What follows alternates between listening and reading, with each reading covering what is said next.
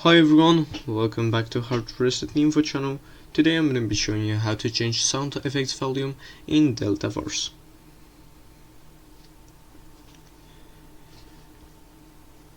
So as you see, I'm already in the main menu. I'm gonna head over to the top right of the screen, head over to the audio setting, and as you will see there's the sound effects volume.